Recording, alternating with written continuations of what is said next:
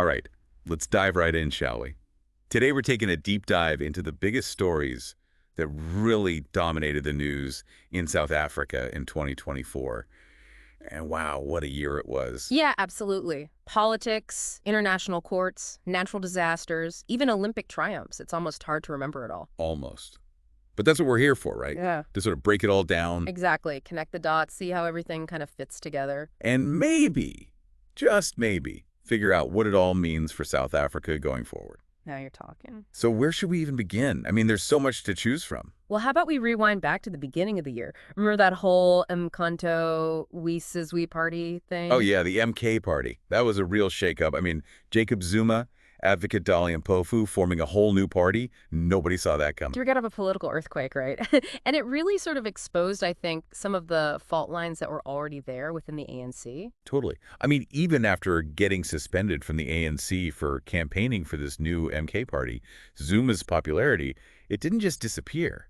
It really makes you wonder about his hold on, well, on a certain segment of the population, It's a right? complicated legacy, that's for sure. And to make things even spicier, the IEC, they actually ended up blocking him from running as a candidate. Yeah, because of his criminal record. But here's the kicker.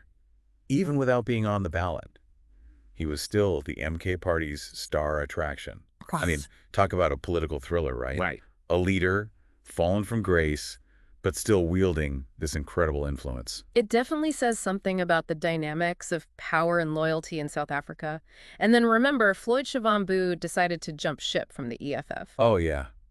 That was wild. He joins the MK party saying he's, quote, defending the revolution. And praising the MK party's stable leadership, which, looking back.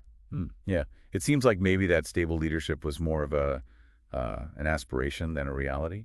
Especially when you consider all the internal turmoil they've faced later in the year, legal battles with their own former MPs. Oh, the irony. But wait, it gets even crazier. They then decide to challenge the entire 2024 election result. Claiming voting irregularities, right? Yep. Though they did eventually withdraw their bid. And of course, the IEC, they came out swinging, defending the integrity of the election process. So ultimately, the case was referred for case management, which I don't know about you, but it leaves me with more questions than answers. Agreed. And in the midst of all this political drama, we had a shakeup in the National Assembly as well. Right, with Nosiviwe Mapisa-Nqakula resigning as both Speaker and MP after those corruption allegations came to light. And her attempts to sort of sidestep the legal system, well, they didn't work out so well. It really underscores the importance of accountability, no matter how high up you are, right? Absolutely. But let's zoom out a bit. Look beyond South Africa's borders. Yeah. 2024 also saw South Africa taking a pretty bold stance on the international stage That's right. They initiated legal action against Israel at the International Court of Justice. for alleged genocide in Gaza. Wow, that's a serious accusation. It is. And it really signaled South Africa's commitment to, upholding human rights and international law. The court ultimately ordered Israel to implement measures to, one, prevent the incitement of genocide, and two, ensure that the basic needs of people in Gaza are met. That's huge. A real spotlight on South Africa's role in international affairs. Absolutely. And speaking of spotlights, you won't believe this, South Africa also became the first ever African nation to preside over the G20. Talk about a historic moment. What did President Ramaphosa emphasize during their leadership? He put a lot of focus on solidarity, equality, and sustainability, which, if you think about it, aligns perfectly with South Africa's own goals, both domestically and within the African Union. Right. It's all about global cooperation and tackling these big, complex issues like climate change and the economic gap between nations. Exactly. But sadly, back home, South Africa also had to grapple with some truly devastating events. Yeah, like the Stilfontein mine crisis. I mean, over 1,400 illegal miners emerging from those abandoned shafts. It's a stark reminder of the desperation, the dangers that people face in that industry. It really is. And tragically, 8 bodies were recovered. It's a sobering reminder of the risks involved in illegal mining. Absolutely. And then, of course, there was that tornado that ripped through Athongati. 11 lives lost, hundreds of homes destroyed. It was heartbreaking. The government did step in pretty quickly, offering aid and building materials to those 180 families who were most affected. But then, amidst these natural disasters, we had another crisis emerge. Food contamination, a truly terrible situation. I mean, 22 children dying from food bought at spaza shops. It caused widespread panic and understandable anger. Of course, the public was outraged, and rightfully so. And the government, they knew they had to act fast. They set a 21-day deadline for Spaza shop registration and announced stricter control measures. Like closing down shops that were implicated in investigating anyone involved. It was a real wake-up call about the importance of food safety and regulation. Absolutely. And then remember that raid on the Durban warehouse? Oh, yeah, where they found all that expired food and alcohol, even medication, all imported from other countries. It added another layer to the whole food contamination issue and really highlighted the need for tighter control over imported goods. But it wasn't just Spaza shops. We also had those 6 children in Naledi, Soweto, who died after eating snacks. Contaminated with turbofos, a really dangerous pesticide. Awful. It sparked a lot of accusations against foreign-owned shops and prompted an investigation by the health minister. It's a tragic reminder that food safety concerns can arise from multiple sources, and we need comprehensive solutions to address them. And sadly, the bad news continued with that building collapse in George. 32 people killed, many of whom were foreign nationals.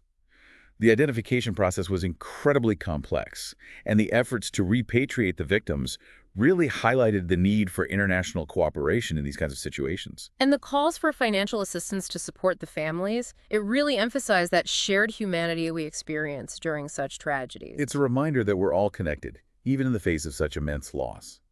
And as we sort of move through this recap, there were some events that triggered, well, mixed emotions, to say the least, like the release of Oscar Pistorius. The man convicted of murdering Reva Steenkamp. After serving over half his sentence, he was granted parole. Yeah. And it sparked this intense debate, didn't it, about justice, rehabilitation, and honestly about the complexities of South Africa's legal system. It definitely brought back a lot of memories, a case that really captivated the world and continues to evoke strong reactions. But tragically, the year also saw another horrific act of violence, the mass shooting in Lusikisiki. 18 people killed in Ngobazana village. It was a shock to the entire nation. The community's demand for justice was palpable, and the police launched a full investigation. They even took a person of interest into custody for questioning, right? Yes. But amidst all this tragedy, there were also, thankfully, some glimmers of hope, some moments of national pride. Oh, absolutely. Like Tajana Smith winning gold in the 100-meter breaststroke at the Paris Olympics. Adding to her silver medal from Tokyo, what an achievement. A true inspiration, right? And Alan Havili also snagged a bronze medal in mountain biking. It's amazing to see South African athletes shining on the world stage. And it's a reminder, I think, of the power of human resilience, even in the face of adversity. Speaking of resilience, we can't forget about those severe storms that battered the Western Cape. Over 150,000 people affected, infrastructure damaged, resources strained. It was a tough time for the province. The government did declare a state of disaster pretty quickly, which showed a commitment to supporting those affected. It's in those moments, I think, that we see South Africa at its best, coming together, helping each other, rebuilding. So, as we look back at this whirlwind year, it's clear that South Africa experienced a real mix of highs and lows, triumphs and tragedies. A year marked by complexity and, above all, by the resilience of its people. You've painted a powerful picture of 2024. But hold on, folks, there's more to come. We're just getting started. Let's shift gears a little bit here. Let's talk about arts and entertainment. Sadly, we lost a few, some real veterans of South African entertainment in 2024.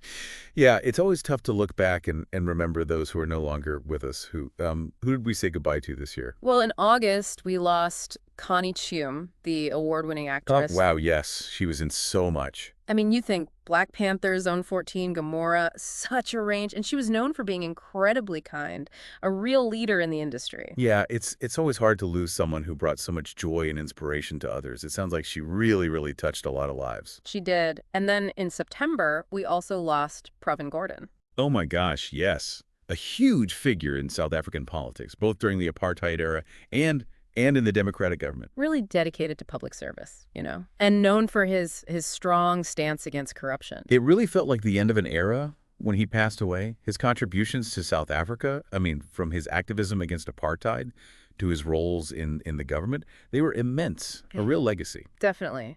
And later that same month, we also lost Darlington Michaels, the veteran actor. Oh, right. Best known for his role as Papa G in Ice Eye Dingo. Exactly. A very talented actor who, contributed so much to both television and theater. It seems like 2024 was a year of significant loss for the South African entertainment industry. Those individuals really, I mean, they touch countless lives through their work. Their legacies will definitely live on, inspire future generations. But let's circle back to sports for a moment. We talked about Tatiana Smith's Olympic gold, which was incredible. But the South African Football Association, SAFA, well, they had a bit of a rough year. Oh, that's right. What was going on with Safa? Sounds like there was some drama there. A bit of drama, yes. SAFA president Danny Jordan, along with two others, appeared in court facing charges of theft and fraud. Whoa, really? What were the charges related to? It was over R1.3 million, and the magistrate actually dismissed their attempt to have the whole case struck off the roll because of the delay. So it was just postponed, leaving this cloud of uncertainty hanging over SAFA's leadership. Wow. It seems like 2024 was a year of, well, a year of reckoning for a lot of institutions and individuals in South Africa. I think you're right. The SAFA case, along with the political and the public health issues we've talked about, it all points to this real need for transparency, accountability across all sectors. And it makes you think, doesn't it, that news, it's not just about the headlines, it's about understanding these deeper currents that are shaping the nation. You got it. Connecting those dots, seeing how it all fits together. And for the listener, it's about thinking about which of these stories really resonated with you, what they tell you about your own hopes and concerns for the future of South Africa. That's a powerful point. So as we wrap up this whirlwind tour of 2024, what would you say is the biggest takeaway? What should our listeners really be thinking about as we head into a new year? It's tough to pick just one, but I keep coming back to this tension, this ongoing tension between South Africa's aspirations and its realities. Yeah, I see that. We see it in the political landscape, the desire for justice, the fight for equality. There's this incredible drive to build a better future, but it's always grappling with the weight of history, with these systemic issues, the complexities of a globalized world. It's that constant push and pull, that struggle to sort of reconcile the dreams with the day-to-day realities, right? Exactly. And within that bigger narrative, we can't lose sight of the individual stories. Right, the personal experiences. The families grieving in Lusikisiki, the athletes pushing their limits, the communities rebuilding after those natural disasters. These personal stories, they add another dimension to understanding what it means to be South African in 2024. Yeah, it really does feel like we've crammed a decade's worth of news into this one conversation. And you're so right about those themes, accountability, resilience, the search for solutions. They really do pop up over and over again throughout so much of what we've talked about. It just goes to show, even though we try to categorize news into these neat little boxes like politics or disasters, the reality is, well, it's much messier. Everything is kind of intertwined. Right. It's all connected. And ultimately, it's all shaping the lives of everyday South Africans.